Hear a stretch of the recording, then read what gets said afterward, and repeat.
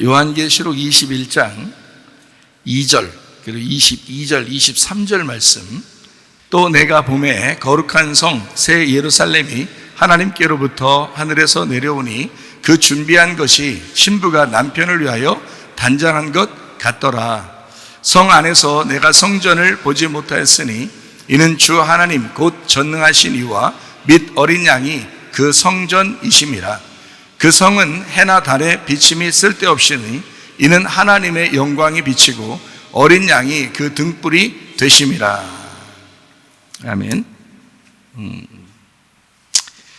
좀 생소한 이야기죠. 아기는 다 엄마가 낳는 거죠. 그런데 요한계시록에 이제 도달하면, 우리가 말씀을 도달하면, 요한계시록에 가면 성경은 영으로 쓰여 있구나라는 것을 깨닫게 되고, 시공간을 초월합니다. 그러니까 시간과 그 공간을 초월하는 게 바로 요한계시록의 말씀이에요. 그러니까 그 말씀, 그러니까 차원을 넘어서서 그 속에 있는 내용을 알게 되면 이 성경이 굉장히 입체적으로 되어 있다는 것을 우리가 알 수가 있어요. 그러다 보니까 제가 이제 그 시간을 초월한, 그러니까 공간을 초월한 하나님의 말씀들을 좀 이제 깨닫게 되고, 또 사람들에게도 이런 말씀들이 있구나라는 것을 좀 소개하고 그랬으면 좋겠다, 이런 생각이 드는 거예요. 요한계시록을 이제 많이 공부를 하다 보면 이제 분명히 영의 책이라는 것을 우리가 알 수 있습니다. 그냥 글자적으로 우리가 이해하면은 요한계시록을 이해하기가 참 힘들어요. 글자적으로 이해하면 그림이나 그려지고 뭐 이러면서 별로 이해하기가 참 힘들어지는데, 우리는 보이는 세계를 보이는 것으로 믿는 사람들이 아니고 보이지 않는 세계를 보이지 않는 믿음으로 믿는 사람들이에요.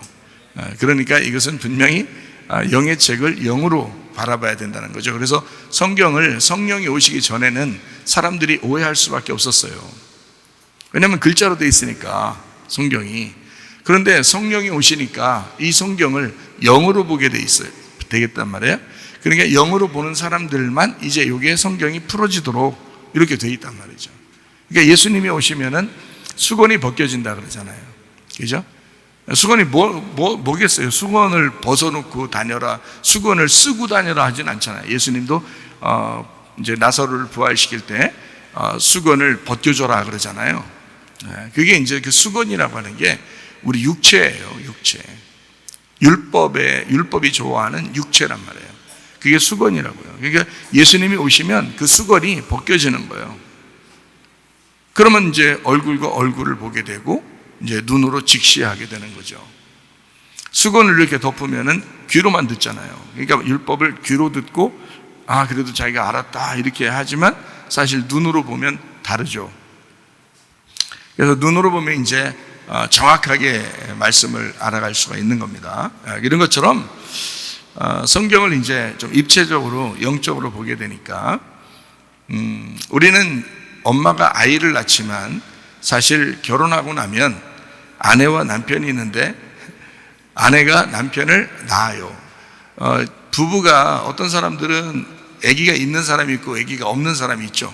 근데 아기가 없는 사람들은 생각할 때 나는 자식을 못 낳아서 어떡하지? 성경으로 보면 옛날 같으면 자식을 못 낳으면 그 배는 죽은 배라고 그러거든요. 성경에서 보면.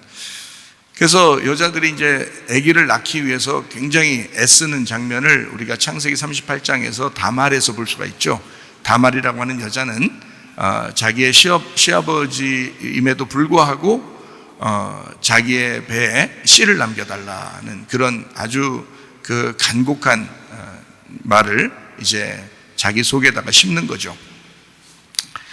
그 정도로 아기가 중요한 거거든요. 아기를 낳는 사람하고 아기를 낳지 못한 사람하고는 굉장히 차이가 있는 거죠.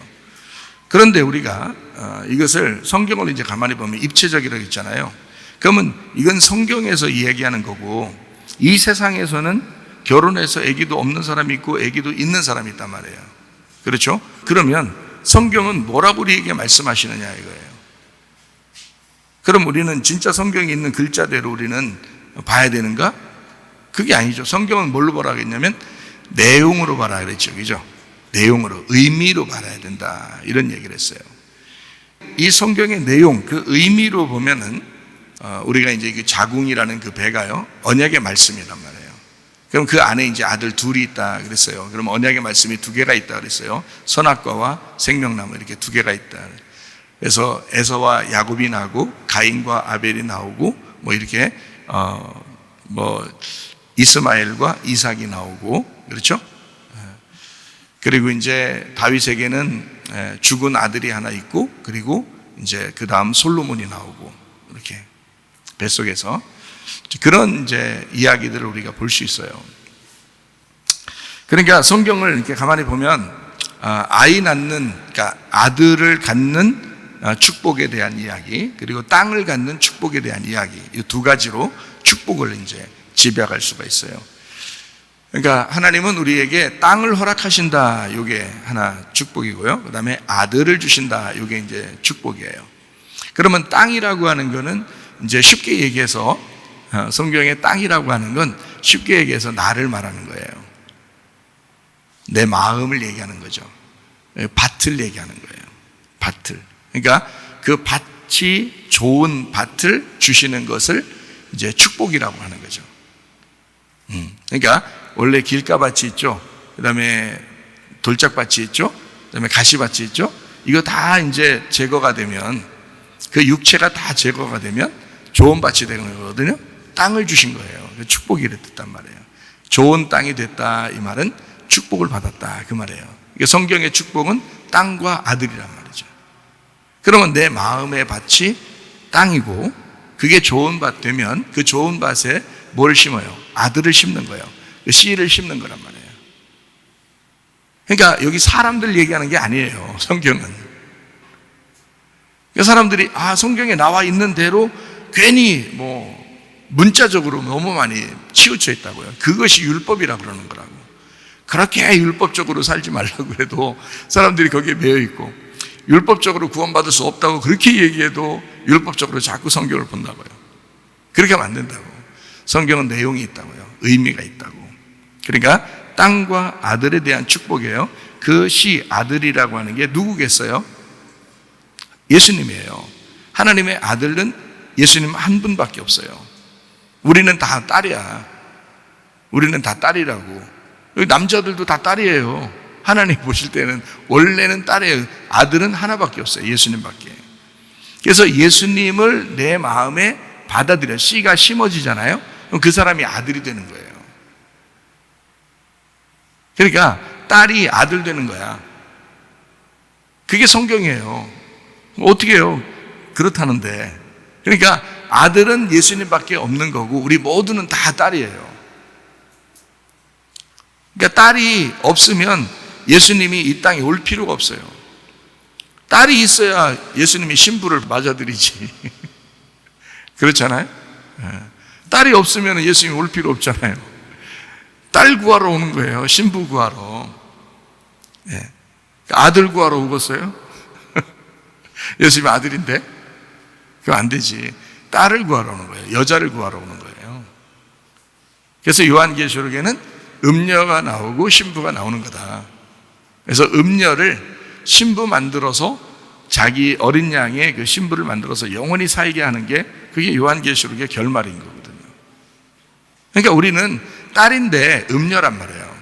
딸인데 음녀였어요. 그래서 우리가 신부가 돼서 신랑을 만나게 되는 게 이제 성경이기 때문에 그렇게 신부가 돼서 정결한 처녀로 주님을 이제 어린 양 대신 신랑을 만나는 것이다라고 이렇게 중매를 해주는 사람이 있었는데 그게 바로 누구냐면 바울이었습니다. 바울. 그러면 지금 이 시간에는 누가 여러분을 그렇게 중매하고 있나요? 제가 중매하는 거예요. 바울이 예수님은 아니잖아요. 무슨 말인지 알겠어요? 바울이나 나나 똑같다고요. 베드로나 바울이나 나나 똑같은 중매쟁이라고요. 우리는 진짜 사는 건 중매쟁이하고 사는 게 아니라 신랑하고 사는 거지. 중매해줬다고 중매쟁이하고 살겠어요? 그렇지 않죠. 신랑을 만나게 해주면 그 신랑하고 사는 거예요. 중매쟁이는 빠지는 거야. 신랑을 진짜 만나게 되면요. 침례 요한이라는 사람이 중매쟁이였어요. 중매쟁이. 그런데 이제 예수님이 오셨죠. 그러니까 이스라엘 백성들에게 이 중매쟁이가 굉장히 의로웠거든요. 근데 예수님이 이제 오니까 이 중매쟁이가 빠져야 되잖아요. 예수님 만나게 해야 되니까 자기가 빠져야 돼. 그래서 예수님을 소개하고, 예수님은 내 뒤에 오시는 분은 진짜 내가 신들매도 감당치 못한 분이다. 대단하신 분이다. 그분을 만나야 된다. 그분은 성령과 불로 침례를 주시는 분이다. 나는 물로밖에 침례를 못 주지만 그분은 불과 성령으로 침례를 주시는 분이야. 그렇게 소개를 하고 자기는 어떻게 해요? 잡혀서 죽는 겁니다. 그래서 목이 잘리죠. 침례 요한은. 목이 잘린 사람은 요한계시록 20장에 보면 목이 잘린 사람이 천년왕국에 들어간다 그랬죠. 목이 잘린 사람.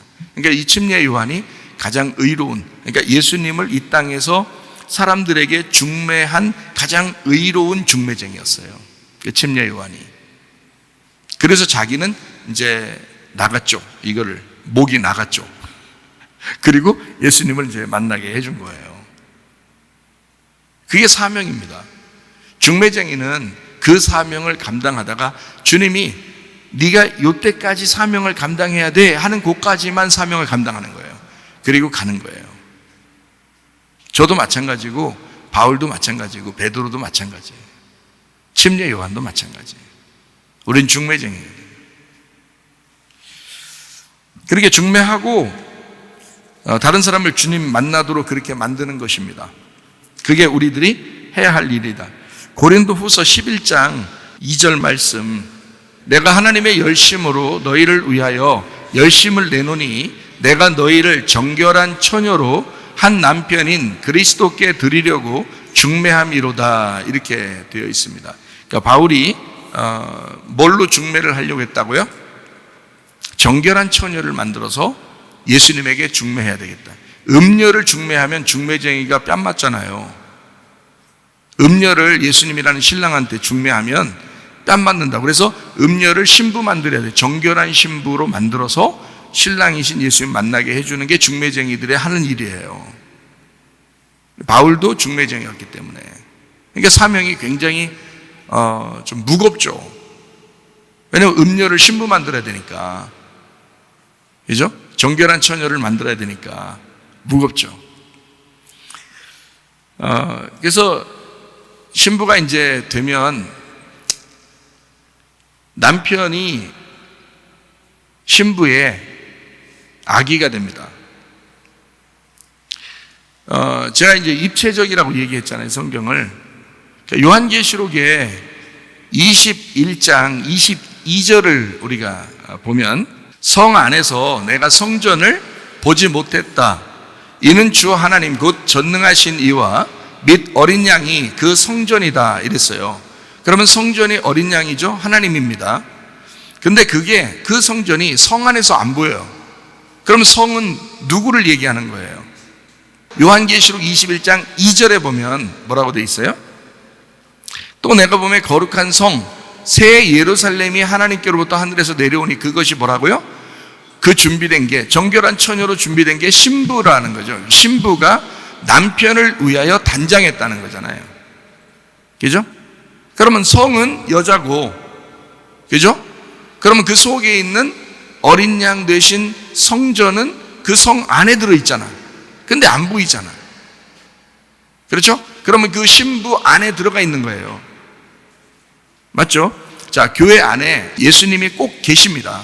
어린 양 되신 예수님이 신랑으로서 계신데 안 보인다 그랬죠? 교회만 보인다 그랬죠. 그죠? 예.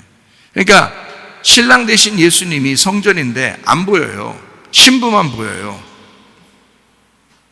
그러면 뭐 하고 있는 거예요? 자, 엄마가 아기를 이렇게 잉태했어요. 이렇게 아기를 이렇게 임신을 해.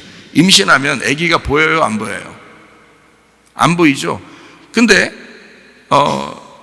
10달이 되면, 10달이라는 게 손가락 10개, 발가락 10개, 10개를 보면 10계명도 10계명이잖아요. 완전하단 말이에요. 10달이 되면 이제 이 10계명 같이 그 말씀의 완성이 오면 이 뱃속에서 이게 표시를 안 내고 싶어도 점점점 표시가 나요. 처음에는 표시가 안 나. 씨가 심겨졌을 때, 이 아들이 잉태가 됐을 때 이게 표시가 안 나다가 점점 10달이 가까울수록 계속 표시가 나기 시작해요. 출산하고 싶다는 얘기죠. 그죠? 그래서 이게 임신을 하게 되면 안 보이는데 엄마가 혼자 걸어 다니는 것 같아요. 근데 안에 누가 있어? 자세히 보면 아기가 있어요. 그러면 아기를 임신할 때부터 엄마 입맛이 바뀌어요? 안 바뀌어요? 바뀝니다. 엄마 입맛이 바뀌어요. 아기 입맛으로 바뀌어요. 아기가 좋아하는 것으로 바뀌어요. 속에 아기가 먹고 싶은 거로 엄마 입을 바꿔놔요. 그러니까 주인이 누구였던 거예요? 주인이 그때부터 누가 되는 거야? 아기가 들어왔는데 주인이 누가 돼요? 아기가 주인이 되는 거예요. 여러분, 부부가 결혼을 하잖아요. 그럼 남편과 아내가 있어요. 주인이 누굴까요? 남편이에요. 주인이 남편이잖아. 근데 이 여자가 남편의 아이를 씨를 받아서 아이를 임신했더니 그 아이가 엄마의 주인이 되더란 말이에요. 그럼 이 아이는 나중에 뭐가 되기 위해서 여기서 지금 자라나고 있는 거예요? 아기를 엄마가 지금 낳잖아. 아기 엄마 낳는데 그 나면 그 아기는 이 뱃속에서 뭐가 되기 위해서 준비가 되고 있냐고. 뱃속에 들어갈 때부터 뭐 한다고? 엄마를 자기 맘대로 한다고. 자기가 주인 됐다고. 그러면 이 아이는 지금 뭐가 되려고 지금 나오는 거예요? 주인 되려고 나오는 거예요. 이 엄마의 주인 되려고 나오는 거야. 그러면 부부가 결혼하면 누가 주인이라고? 남편이 주인이라며. 그렇죠? 그런데 엄마가 임신을 했더니 그 속에 임신한 그 아이가 엄마의 주인이 되네. 근데 엄마의 주인 노릇하려고 애가 태어나요. 그래서 애가 태어나자마자 엄마가 다 어떻게 해요? 다 섬겨주고 다 책임져 주죠. 누가 주인인 거예요? 네, 아기가 주인인 거예요. 주인님, 주인님 그러면서 주인님 그러면서 기저귀도 갈아주고 밥도 먹이고 다 알아서 해줘요. 치워주기도 하고요. 옷도 입혀주고 뭐 사달라면 다 사주고요. 주인이니까. 그러니까 아기가 태어나서 항상 주인이야. 알고 보면 자식이 아니야. 늘 주인이야. 그러니까 부모는 계속 섬겨주다 판나는 거야. 계속 섬겨주고 책임지고 그러다가 판나는 게 그게 부모인 거예요. 가만히 생각해 보면 그렇죠? 그러니까 우리는 부모니까 막 효도 받아야 된다 그러잖아요. 그런데 알고 보면 계속 섬기고 있는 거야. 자녀를. 부모라는 죄인이 부모가 죄인 돼서 그래요. 그래서 자녀를 무조건 섬기는 거야. 자, 이제 오늘 이제 주제로 넘어가서 한번 얘기를 해봐요. 성경적으로 보면 우리의 속에 우리 여자라는 엄마는 우리는 언약의 말씀이라 그래요. 성경적으로 보면 언약의 말씀인데 이 속에 언약의 말씀으로 누가 잉태가 되는 거예요? 예수님이 잉태가 되는 겁니다. 우리의 아들로, 하나님의 아들이 우리의 아들로 잉태가 되는 거예요. 우리 속에. 그럼 10달이 되면 표시 안 내고 싶어도 계속 10달이 되면 여러분 10달보다 더 많이 교회 다녔죠. 근데 표시도 안 나. 그러면 안 돼. 제가 보니까 은혜 받고 그 다음날부터 표시가 나더라고. 금방. 입맛이 바뀌고 생활 패턴이 바뀌고 생각이 바뀌고 다 바뀌더라고. 은혜를 받으니까. 근데 10달도 넘게 교회를 다니면서도 표시도 안 나는 사람도 있어. 그거 이상하지? 그럼 안 돼. 속에서 아기가 자라나면 반드시 10달 동안 자라나면 표시를 내기 싫어도 계속 이렇게 막 쪼여서 이렇게 옷 이렇게 입어도 점점 나와요. 표시가 나게 돼 있어. 아기가 나오고 싶어가지고. 이 속에서 부활하고 싶으니까 계속 이제 표시가 나게 돼 있어요. 이 아이를 잉태했다가 이제 이 아이를 출산해요. 그래서 이 아이를 이제 잉태하고 출산했는데, 자, 하나님의 아들이에요. 하나님의 아들이라는 예수님을 우리가 말씀으로 잉태를 했어요. 이 말씀이 10달이 되니까 표시가 나가지고 내보낼 수밖에 없는 거예요. 그래서 이 아이가 부모를 떠나, 이 부모잖아요, 내가. 부모를 떠나 이 아이가 출산이 되는 거야. 출산이 돼. 출산이 되니까 이 부모를 떠난 그 아들은 누구하고 합해서 한 몸을 이루어야 돼요? 네? 여자하고 합해서 한 몸을 이루어야 되겠죠? 남자가 부모를 떠나 여자와 합하여 한 몸을 이루어야 되잖아요. 그래서 이 엄마로부터 이제 떠났어요. 나로부터 떠났더니 그 아이가 자라나서 성인이 됐네요.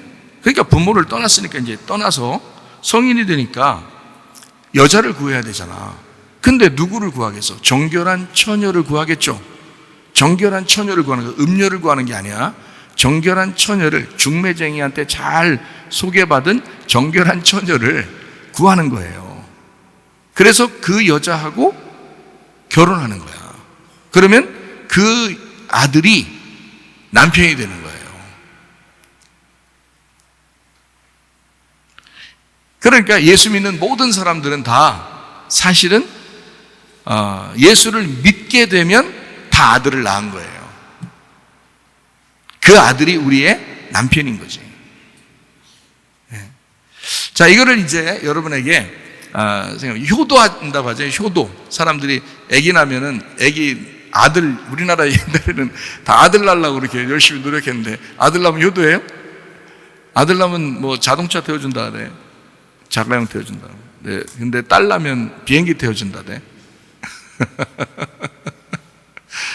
옛날에 그런 말이 있어요. 그러니까 그만큼 이제 딸 낳으면 좋다 이런 얘기 하는 거, 이제 아들 낳으면 좋은데 그거는 그냥 가만히 있어도 다 무조건 좋아하니까, 딸 낳으면 안 좋아할 것 같으니까 좋게 얘기해 주려고 그렇게 한 거겠죠. 우리나라에서 옛날에 그러잖아요. 그런 이제 아들을 왜 낳는 거예요? 옛날 우리나라 사람들은 다 제사 지내는 것 때문에 아들을 낳는다.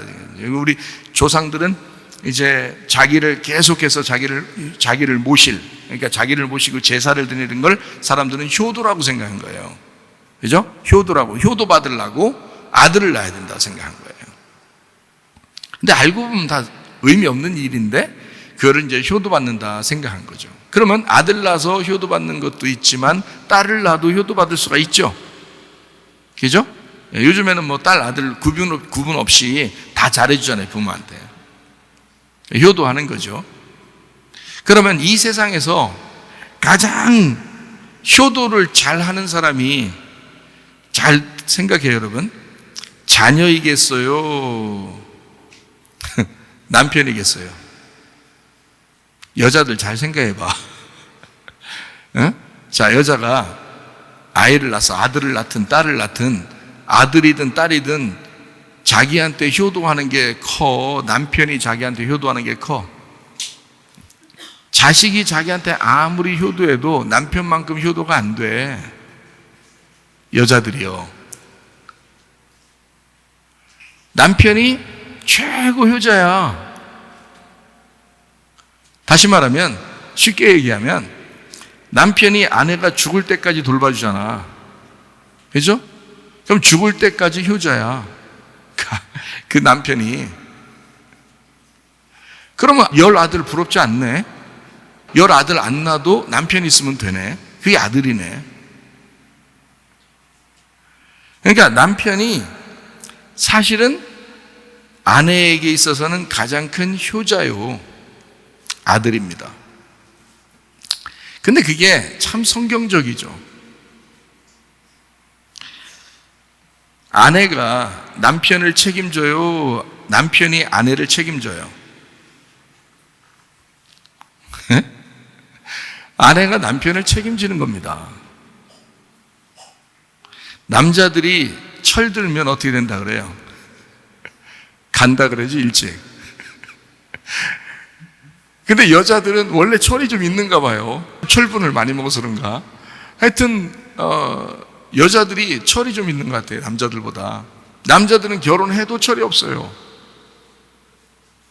투정 많이 합니다. 그 여자들이 그런 철없는 남자를 계속 키워나가죠. 남편을 계속 키워나가는 겁니다. 여러분, 여자들이 참 성경을 모르면 남편에게서 뭘 그렇게 받으려고 그래요. 그게 철없어서 그래요, 그게. 여자가 남자를 키워나가는 거예요, 성경적으로는. 성경에 남편이신 예수 그리스도가 내 뱃속에서부터 내가 키우는 거야. 성경에 나와 있잖아요. 신부가 그 신랑을 뱃속에 넣고 키우는 거라고. 그러니까 남편은 하나의 아들이에요. 이건 딸이 될 수가 없어, 남편이니까. 남편이니까 무조건 아들이야. 기가 막히죠? 기가 막혀. 그러니까 여러분은 결혼했다면 무조건 아들 난 거야, 그게. 아들 하나 난 거야. 남편만큼 좋은 아들이 어디 있어? 잘 생각해봐. 에? 우리 자녀들이 다 크니까 우리 집사람이 좀 심심하다 그래. 심심하다니까 아들 있잖아, 여기. 나만큼 좋은 아들이 어디 있어? 내가 얼마나 많이 효도하는데 내가 너무너무 잘해주잖아. 나만 잘해준 게 아니야. 사실 나를 나답게 만든 게 우리 아내입니다. 제가 태어날 때부터는 우리 어머니가 그렇게 나를 위해서 희생하셨어요. 어머니가 저를 위해서, 그냥 어머니라고 하는 건 아들을 위해서 무조건적인 희생과 무조건적인 섬김과 무조건적인 책임을 지는, 그렇게 해서 나를 이제 키웠고, 이제 아내를 만나게 해서 이 아내가 나를 이제 키워나간 거예요. 나는 사실 자라나면서 이 세상에서 우리 또래쯤에 대해서는 애정결핍 없는 사람 많지 않습니다. 그리고 뭔가 좀 결핍이 돼서 뭔가 좀 힘들어하고 문제가 있는 것이 참 많았어요. 그러니까 문제들이 없는 사람들이 많지 않아요. 그러니까 나름대로 투정하고 싶고 막무가내로 그렇게 생활할 때가 참 많았는데, 그거를 끝까지 참고 한 번도 나에게 반대하지 않고 끝까지 받아주고 용납해주고 용서하고 사랑해주고 책임진 사람이 우리 집사람이 우리 사모님이에요. 한 번도 저에게 반대하지 않았습니다. 제가 얼마나 율법적이고 힘들고 괴로운 일 많아가지고 막 그냥 말이 좋은 말로 투정이지 진짜 승질내고 함부로 살고 아무렇게나 내가 살았는데, 그런데 우리 이제 집사람이 어머니처럼, 그러니까 어릴 때의 어머니가 있고, 그리고 다 커서 또 하나의 엄마가 나를 키우듯이 그렇게 키워낸 거예요. 그래서 제가 이렇게 목사 생활을 할 수 있었던 겁니다. 주님을 만나서 다시 회복했는데, 그 아내를 그렇게, 그 아내의 그 속에 있는 내용, 아내가 어떠하냐라고 하는, 그리고 나 때문에 얼마나 힘들어 했는지를 주님께서 제가 은혜 받을 때 싹 다 보여줬어요. 제가 엉엉 울었습니다. 제가 다시는 그렇게 살지 않으리라. 결심도 했지만 주님이 그렇게 만들어 놓으시더라고요. 그래서 이런 말씀들을 깨달은 겁니다. 이런 말씀들이 막 깨달아져요. 아내는 나의 아내이면서 나의 딸이면서 또 나의 엄마가 되는 거예요. 그러니까 나의 모든 투정을 다 받아줬죠. 엄마가 진짜 나를 위해서 그렇게 희생하고 나를 섬기고 나를 책임지고 나를 지지하고 용납해 주니까 나도 평생을 효도하고 싶은 거예요. 내가 우리 아내한테 그랬어요. 내가 평생을 아들로서 효도하리라. 나만큼 잘 효도하는 사람 없을 거예요. 우리 아내한테 물어보세요. 아내는 남편을 낳은 것이다. 나를 나로서 살도록 낳아준 거죠. 그게 아내입니다. 그걸 제가 아니까, 성경적으로 이걸 아니까 제가 이 아내한테 아내가 잘해달라고 얘기 안 해도 내 평생을 그렇게 살고 싶은 거예요. 물론 우리 어머니가 계시죠. 그래서 저한테는 우리 어머니가 어머니로서의 삶을 어떻게 자식을 위해서 사는지 저한테 가르쳐 주신 분이고요. 첫 번째로. 그래서 저는 두 어머니를 통해서 내가 만들어졌다. 하나는 나를 태어나게 하신 어머니고, 그리고 내가 장성해서는 내 아내가 나의 엄마가 돼서 나를 또 돌보고 지켜주고 섬기고 책임지고 사랑해 주더라. 그 두 여인을 통해서 내가 나라는 사람이 성장하고 커나가더라는 거예요.